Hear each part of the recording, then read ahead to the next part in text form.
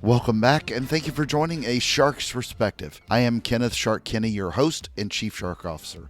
First, let me tell you about two amazing sponsors who make this show possible.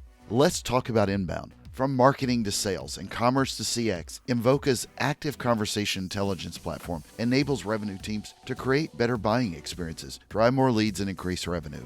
Trusted by top brands like Dish Network, Mayo Clinic, Mutual Omaha, and ADT, the Invoca team are doing some amazing work in turning conversational data into automated action to enhance digital touchpoints and human interaction. Now, let's talk about Outbound. I hope that you'll take a look at Drips, the founders of conversational texting, where they use conversational AI to help you reach customers where they are most responsive. And that's on their phones. And working with major brands like 3-Day Blinds, Liberty Mutual, Credit Repair, and Gainsco, Drips is leading the way for some of the biggest brands in the world to improve engagement rates and outcomes for their prospects and customers. Thank you to Invoca and Drips. And now, back to the show. One of my favorite places to see sharks is in the Bahamas. I go fairly often. The water is crystal clear, and if you go by plane, it's only a half hour or so from Miami. It's full of amazing locations, from Bimini to Cat Island to Grand Bahama Island and more. It also has an abundance of sharks. But what does it really take to run a successful scuba business, one that's grown to 20 boats? And you know that boats do not come cheap. And all of that aside, you've still got to run that business to be safe and persistently good in providing a great and amazing experience. Stuart Cove is the founder of Stuart Cove's Dive Bahamas, a large scuba, snorkeling, and snuba dive shop known around the world that offers an abundance of aquatic adventures. And on this episode, we'll discuss running a scuba business, the experience of swimming with sharks, and the psychology of people like me who love it, the British brain drain, working on 2 James Bond movies, and teaching Sean Connery to dive, ocean and shark conservation, the Bahamian government and regulations, lots of species of sharks, working with Shark Week, BBC, Nat Geo, Discovery, Bahamian beer and rum, and a lot more. So let's tune in to a Bahamian shark wrangler with a diver nicknamed Shark on this episode of A Shark's Perspective.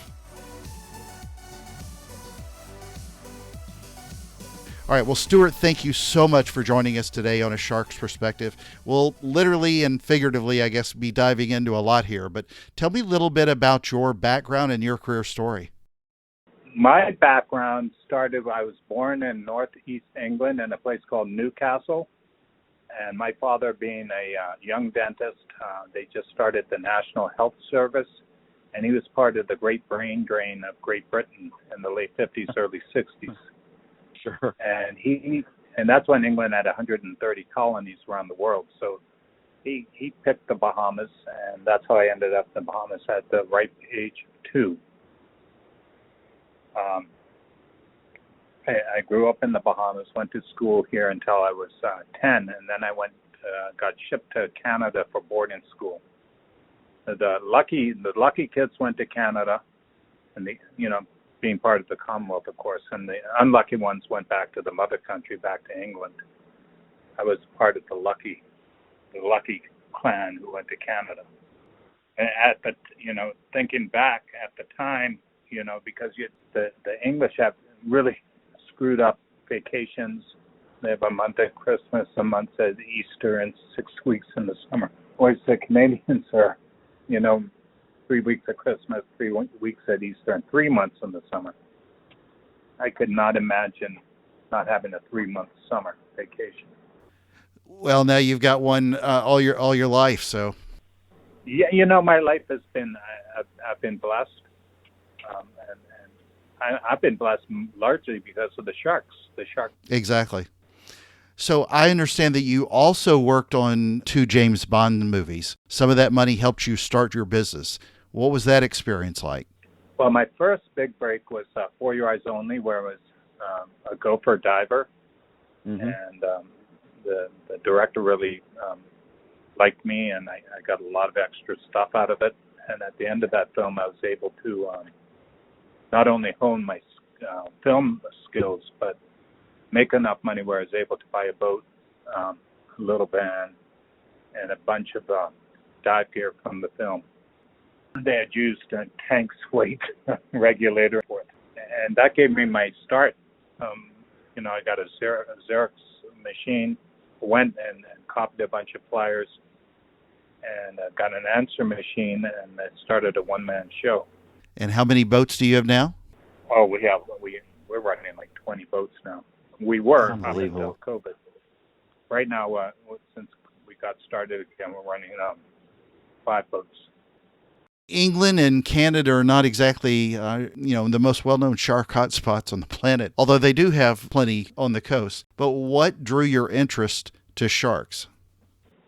What drew my interest to sharks was I can remember my first memory of sharks as going to go swimming on the beach, and my mother said, "Don't go into the water. The sharks will get you." And so, we were brought up that sharks were bad, and we were frightened of them. And the thought of going in the water with sharks was asinine. And we used to keep fish tanks, and we'd go out swimming off the little reefs off the beach and catch fish for our tanks. And I remember one time a shark came, a little reef shark probably, and it was a long time ago. I was probably not even 10. And we saw it, scared the bejesus out of us, and we screamed out of the water and, told everybody, and we thought, God, that was a close call. Mm-hmm. And that was just, strictly mental. Because we probably scared 100%. the little shark more. Yeah, we scared the little shark more than it scared us. Yeah, well, sadly, when people scream sharks, I'm the guy that runs into the water. So I'm a little bit dyslexic in that matter. So it's always been a fascination of mine. But you run a fantastic shark diving tour and experience. Describe in your own words what a shark diving experience is to you, both literally and, I don't know, sort of what is the bigger meaning of swimming with sharks? What does that mean to you as well? Well, to me, a dive without sharks is like a day without sunshine. Thank you. From my first experience on For Your Eyes Only, we were working tiger sharks for that film. Ever since then, I never have been in the water and enjoyed it without sharks. I mean, to me, a dive without sharks, I'm bored out of my mind. Absolutely. But I remember on For Your Eyes Only, I was baiting a long line because we were catching tiger sharks for the film, and not killing them, we're catching them and using them live. And this huge hammerhead swam up as I was baiting this long line. And I came up to the surface, and all these California guys, the film guys, were up on the top of the boat. And I said, "Hammerhead." And there was a huge hammerhead swam up to the line as I was baiting it. Mm-hmm. And they all jumped in the water. But they grabbed their masks and fins and jumped in. And I thought, Jesus, there must be something here. These people want to see these sharks. Yeah. Whereas, yeah. In my past, if someone said shark, everybody got out of the water. Here we are, these crazy Californians are jumping in the water. Yeah, a light bulb went off in my head. I said, hey, there's something here. And I didn't know what it was at the time, but that resonated with me. Absolutely. Describe the dives, if you will, that your team facilitates. Well, we dive all over the Bahamas with many different species of sharks. We'll chase the sharks around during the different seasons and migrations. But on site here, our big dives are with the Caribbean reef sharks. We have the Ray of Hope, where we have a wreck and a wall with the sharks. And we have sharks we can, it's great for filming because we can have sharks on the surface, sharks mid-water, sharks on the wreck, or sharks on the wall, all in one location. We do, for our guests, we do 2 dives. The reef sharks are our bread and butter. We love them. There's so many of them. Diving with them, there's so many. The reason we started diving at this particular place was we used to spearfish there, and we get run out of the water after a while by the reef sharks. And at the time, we thought they were bull sharks. This is back in the early 80s. And before that, we were diving with the silky sharks out in the tongue of the ocean. Mm-hmm. The U.S. Navy has a buoy anchored out there, and 6,000 feet of water. And, of course, it's a blue water dive. lots of pelagic species, and you got all the dolphin fish and the tuna and marlin and so forth, and of course you have a whole frickin' bunch of silky sharks. And that's where we started our tourist shark diving, because we would go out there and we would spearfish and try to shoot the dolphin fish, which the Hawaiians call mahi-mahi. Oh, yeah. But the Bahamas and Florida known as dolphin. And that was just a ball, but all the silky sharks would come, so you have to shoot it and get it out of the water before the silkies got it. But we had such a ball, and I was coming in one day, I said, we should bring some of our dive guests out here. And we did that, and we put a price tag on it, and it became really famous very quickly. We got, BBC, National History, all the big-time television shows around the Eastern Seaboard came out. Oh, yeah. Discovery, Nat Geo. Yeah, all those guys. We did Shark Week for, I think, up until the last couple of years, we did Shark Week every year until I pissed them off. For a lot of people, I think of this as like a bucket list thing. I checked off my bucket list when I was a kid, and I go as often as I can now, just simply for the love and pleasure of it. Exactly like you said, a day without sharks on a diving trip is at least a boring dive to be. What do you think goes into the DNA, though, of people who do this so often? For those of us that love it, whether it's the sharks or the ocean or whatever it is, what do you think's wrong with our psychology that makes us so attracted to these fish? Which, again, Caribbean reef sharks, for example, don't have a history of hurting anyone, but they are apex predators, and you're in their environment and they have to be respected. But what do you think is part of our DNA that makes us so weird to enjoy this so much? Well, diving with sharks, they are so magnificent, so beautiful, so perfect. Amen. And being in the water with them is just an honor. And I'm just so amazed every dive I do, even though I've done hundreds and maybe thousands of dives with the sharks. It's never dull. And not that I'm scared of them, I respect them. But I'm in their world, and nothing gives me more pleasure than introducing other people to this magnificent fish. Amen to that. And once you dive with sharks, you become a shark ambassador. You become a shark conservationist. You go from wanting to catch and kill sharks, like a lot of people do, to wanting to protect them. And so, we have taken over 1 million people with the sharks. Wow. Over the last 40 years.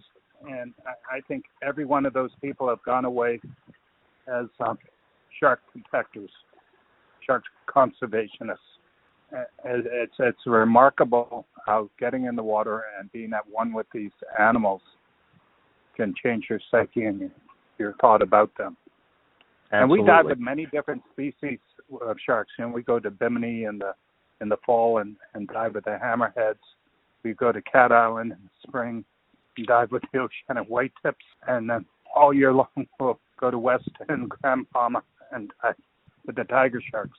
Probably, in my mind, one of the best shark diving experiences is Tiger Beach and off of West End, Grand Bahama. Because you can have 6, 7, 8 species of sharks at once in 20 feet of water.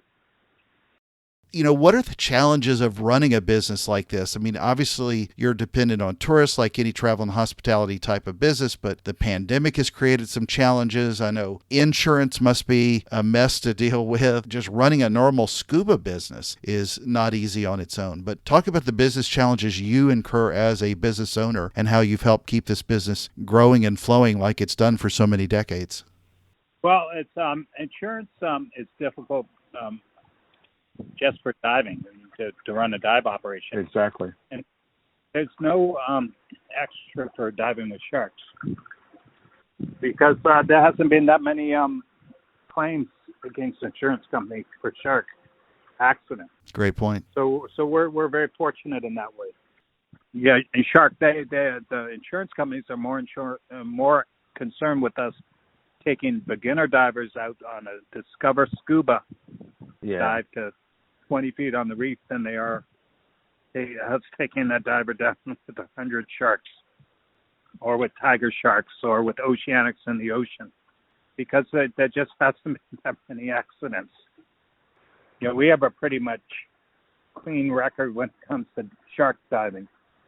I don't think we've ever had an accident with shark diving. Now, I've had a couple of bites with snorkelers on my snorkel trips where people are throwing in fish food, and all the yellowtails come in and circle people, and then a little shark or a little reef shark will run in there and bite. We've had 2 people bitten like that. But that was mistaken identity, and not even on a shark excursion. That was on snorkel boat. It sounds like the habits of nurse sharks, the way they bite. Yeah, that again is I think that's just uneducated people swimming with these harmless-looking sharks. Yeah, which nurse sharks, of course, aren't harmless, and they got a hell of a suck.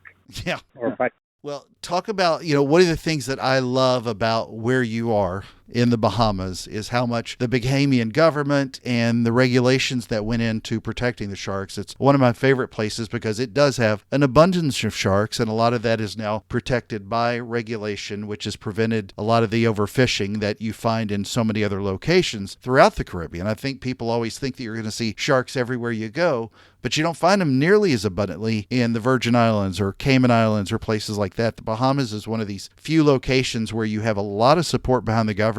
But how has that helped your business continue to grow? Well, we're very fortunate in that the Bahamas has an incredible geography. We have over 100,000 square miles of shallow water, and lots of mangroves, lots of breeding areas for sharks. So we naturally have a whole lot of different types of sharks and a great abundance of them. And then our government, luckily, at the time, I think it was back in 1993, that they banned shark fishing. And in 2011, they took it a step further and made the whole country a shark preserve, and banned any kind of export or import of shark products whatsoever, including shark's teeth, shark fins. Sharks are completely protected in the Bahamas. It's fantastic. And that has made our business stronger and stronger. Because we go all over the place and look for sharks, and they're always there. And they're not having any more attacks or bites because of it, which is a testament to our government and their fortuitous agenda in protecting the sharks. They realize that, hey, these shark people are here to protect the sharks, and the shark. If we stop feeding the sharks, they're not going to start patrolling beaches and eating tourists. That just doesn't happen. We've done a lot of science, legitimate science that's been published in universities, and they say where the shark dives are happening, the reef is much healthier than other places in the area. Exactly. I mean, shark diving is good. Well, and it's also brought in well over, I've heard estimates, I've read many times that it's nearly $150 million a year to the tourist economy to the Bahamas, which is just amazing that they found that respecting the ocean and nature and sharks, that it's actually brought in more business than it would have simply from overfishing. So very rare that I'm ever going to commend any government anywhere, but the Bahamian government has done a fantastic job. So let's talk a little bit more about the business. So for people like me, it's all about swimming with the sharks, but you've got a whole business to consider other than just hanging out in the water. How do you go about creating a great experience for the people that dive with your operation? Because they do have other choices, and it always comes down to experience it to some point. Well, I think you have to have a consistent product. It has to be perceived as safe. It has to be safe, and you have to make it. You have to keep it that way. You can't be a cowboy and just to make a couple bucks. You gotta make sure that the divers are safe, and then when you're baiting, that there's rules that are followed, and you have to police it properly, and you have to educate. Our big problem now is we have a couple of resorts that sprung up in this old private houses, and of course these private houses have boats, and so you have a lot of young people coming out and jumping in the water with the sharks, but they really don't know what they're doing. They don't have one of my staff on there telling them or suggesting to them what they should or should not do around the sharks. But so far so good. We haven't had any problems. Yeah, amen. And I've seen that firsthand on quite a few dives outside of yours as well, so I get it. But I'm going to transition then and talk a little bit about Shark Week. What's that meant to your business in general? It's polarizing to a lot of people. I've spoken with quite a few marine biologists and conservationists I know who love it and others who hate it. What's your take on it? Well, I loved Shark Week for the first 38 shows I worked on, the first 38 years. But then they got a new crew in there, and they're really bigoty, and they don't listen. And I kind of have severed ties, or they've severed ties with me, because I said, I can't deal with you. We had a situation where I said, we had two boats, and both boats had food on. I said, listen, I'm going to do the baiting. I'm the master baiter. And I said, oh, okay, Stuart. And as soon as we got out there, and I had one of my safety divers in the water.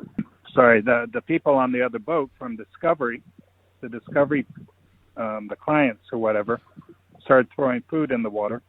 And, of course, my diver got bitten. Luckily, he, being a smart guy, he was bitten very badly, but he snuffed off on my boat, back of my boat, and we bandaged him up, and they never even knew about it because they would have loved that shit, Sorry, I shouldn't swear. They would have loved that kind of incident where someone gets bitten because it's dramatic. There's a lot of blood, gore.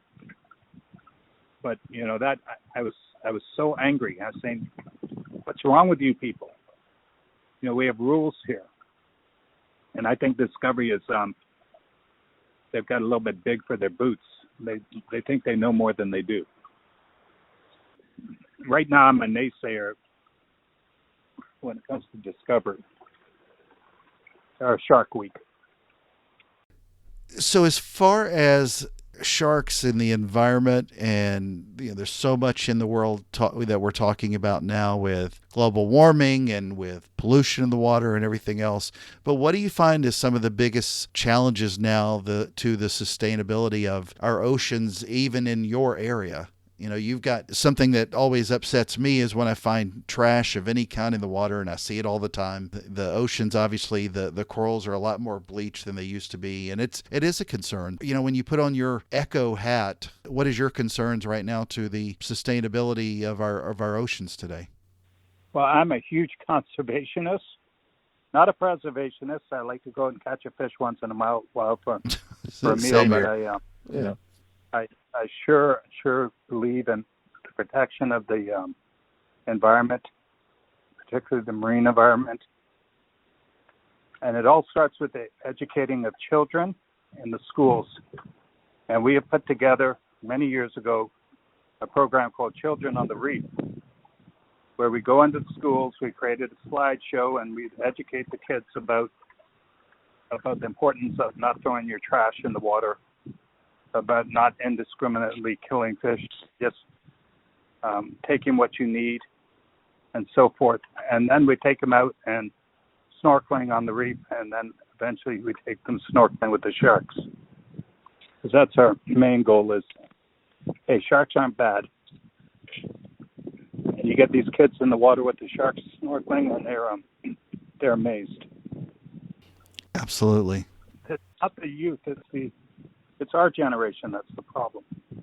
But the kids can get to them, get to their parents, and educate their own parents. So, Stuart, I ask this of everybody that's been on my show. What is your favorite kind of shark or shark story, and why? My favorite sharks are the pelagic species, the silkies and the oceanics. I really like them because they get, and the duskies, of course, they get very large, and Very curious. they're very curious, and we discovered back in the early 80s that if you grab one of those pelagic sharks and right on the tip of the tail and twist it, they go into tonic. And people say, well, why would you do that? Why would you harass the sharks? And I said, well, we were removing fish hooks. Absolutely. Fishermen, and that was the reason for it. And then at one point, one of my pet peeves out there off of the Cat Island with the oceanics is you'll see a shark with 10 different tags on it. And I think these scientists really need to get a database and work together and use one shark per tag, one tag per shark, because is this really necessary to put all these different sharks tags in a shark so it looks like a Christmas tree? Exactly. I mean, I think it's just a money maker. And so at one point I was actually going down and putting the oceanics into tonic and taking out some of the tags. And I thought, well, that's probably not very good. But I don't think it does the sharks a lot of good. And you can do all the study you need if you put one tag in the shark and everybody uses the same number or the same tag. All right. Well, Stuart, it's a special time in the show. Are you ready for the 5 most interesting and important questions that you're going to be asked today? I'm ready for the 5 most interesting questions I'm going to be asked today. Yes. All right. Number 1, dating back to where you got started, Roger Moore or Sean Connery? Oh, Sean Connery, of course. Of course. Yeah. But you got started with Roger Moore, but Sean Connery was, there's no question. I'll tell you why. I've worked with Sean Connery personally, and I taught him to dive for Never Say Never Again. And he actually was a neighbor of mine for many years. He just recently passed away. But he is James Bond in real life. He's just a cool dude. Yeah, no kidding. Sure, Roger Moore's cool too, but I never met him. I just worked second unit on his movies. It's still fantastic. All right, number 2, Bahamian rum or Bahamian beer? Oh, well, I'm a big rum drinker, so I really like the old Bahamian Bacardi. Nice. I like it a lot. Although Collect's pretty good. Collect's pretty good. Collect Gold's pretty good. The Gold is fantastic. It is. All right, number 3, Oxygen or nitrox? Well, nitrox. I think nitrox is very helpful in keeping me from getting bent. Oxygen we only use oxygen at 20 feet for decompressing. All right, number 4, eating fresh grouper or eating fresh conch? Well, definitely for me, fresh conch. I don't eat grouper because grouper are my friends, and I have it's one of my little quirks. I won't eat a grouper. I won't kill a grouper. Really? Oh, I absolutely love grouper, but I am ultimately just completely fascinated that, especially when I go on the east coast of Florida and I swim with sharks, these large Goliath groupers will be sitting next to silkies and tigers and all these massively large sharks, and the grouper just does its thing, walks away, but it still makes a hell of a sandwich. So yeah, all right. I don't dislike it, trust me, but it's just a personal issue. Well, and it's also the ugliest fish on the planet, or one of them. All right, number 5, and the most important question that you're going to be asked today is biscuits or cornbread? Biscuits. I'm not a big cornbread guy, just because it falls apart and it's kind of hard to eat. Good point. All right, so Stuart, if people want to go on an amazing shark diving experience, where can people find out more about you, your shark diving operation, and more? To find more about the best shark diving in the world is stuartcove.com. Stuart, again, it's been an honor. It's been an honor diving with your team. Cannot wait to get back in the water. It's been a few weeks for me, and I'm ready to get back. Thank you so much for being with us today on A Shark's Perspective. Well, thank you very much. It's been an honor for me as well, and I appreciate it, Shark. Hopefully I'll get to be diving with you soon.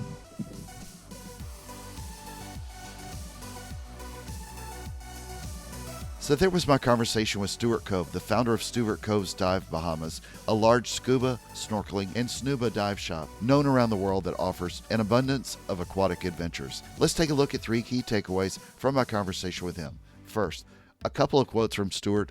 A dive without sharks is like a day without sunshine. Yeah, I couldn't agree more with that. He also said, diving with sharks, they're so magnificent, so beautiful, so perfect, and being above the water with them is just an honor. Yeah, enough said, and I wouldn't change a word. Second, Stuart later said, and I quote, once you dive with sharks, you become a shark ambassador, a shark conservationist. And so for me, that's what happened several decades ago. It didn't even start with scuba, though. It was just a free diving encounter I had with one of them when I was young. I stared the shark down, and I found my spirit animal, if you will. Now I do everything I can to promote the conservation of them wherever they are. I hope that you can help with that, but if not, just a better understanding would go a long way. Third, our oceans need help. Sharks need more protections. They and all fish depend on us to be good stewards of the environment. Having seen oceans and reefs and shark populations all over the world, you see a consistency in too much overfishing of sharks, the acidity of the waters, which you can recognize in the bleaching of the coral reefs, and too much pollution. All of this needs to change. Got a question? Send me an email to kenneth@asharksperspective.com. Thank you again for the privilege of your time. I'm so thankful to everyone who listens. And thank you to the amazing sponsors Invoke and Drips. So would you do me a favor if you like this episode? Would you consider writing a review and help me preach my shark marketing, if you will? So let's get back in the water soon. And there's a pretty good chance that if you can join me in the Bahamas, I'll be there. So please join us on the next episode of A Shark's Perspective.